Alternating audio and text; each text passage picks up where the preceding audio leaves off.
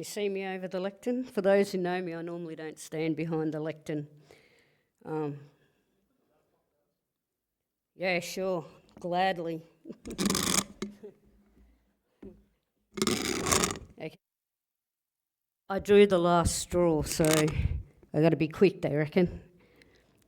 So I'm going to read today because I don't want to leave out any important parts.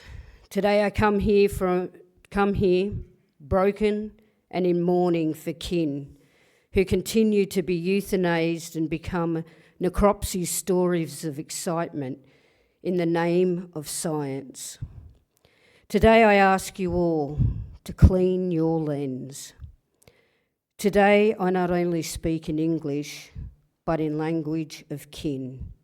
Kin with salt water, kin with tide and time, kin with those who flicker beneath the surface and sing into the depths, dolphins, whales, sharks, seagrass, and those old reefs systems that hold our stories, our libraries.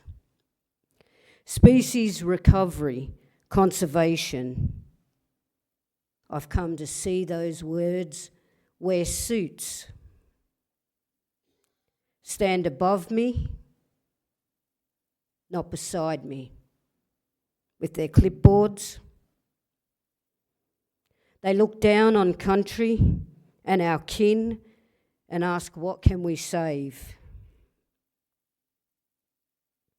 But for us, the question is older. Who do we love? You see, my old people never conserved a thing. Conservation wasn't even in our language. They were in relation with it. And when you're in relation, you don't need a permit to care. You don't need to ask permission to grieve when they're gone or to celebrate their return. There's no recovery plan. It's in your folder. There's no nature positive outcomes in your humpback highway.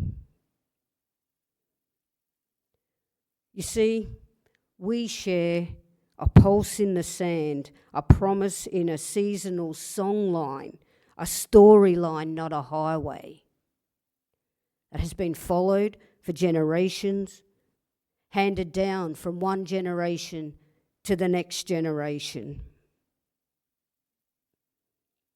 But let me tell you what hinders us.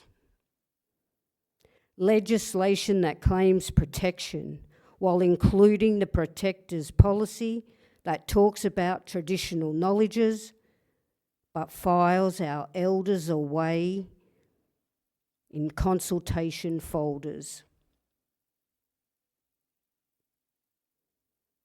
They want to restore ecosystems without restoring rightful leadership, without restoring the cultural responsibilities that we carry, like a fire stick handed from one generation to the next generation. The talk is about equality. Can it be equal? It can't be equal. Not when we're told to stand in line behind colonial frameworks that never saw the dolphins as brothers, or the mountains under the sea as knowledge holders. They talk of equity. It can't be equitable if our women in our country, the first marine scientists, are kept outside decision-making policies, decision-making rooms built on lands that were never ceded by My worldwide view says every species has a right to speak and every kin has a role in the chorus. That includes us. But the modern lens, the Western lens, the mainstream lens, I'm not sure what you want to call it these days. When you decide, let me know, and I'll happily call it. Inside that lens, it often puts humans above nature, separates us into categories: endangered, protected, invasive.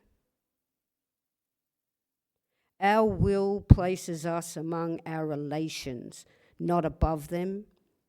And so species recovery to me is not a strategy, it's a ceremony. It is a restoring of the rhythms between us and the sea. It's listening when the dolphins change their migration patterns. It's noticing when the mullet are late. It's healing not just the species, but the system of knowing and being that were interrupted by invasion. So I'll end by saying this. When we talk about conservation, don't ask what I think. Come and walk beside us and our people. When the tides turn, sit with us. When we call the whales home, because recovery is not just ecological, it's cultural, it's relational, and it's time we were allowed to lead it like we always have. Today I ask you to clean your lens. Open your doors. Let us in. No longer shall we sit on the sidelines. Thank you.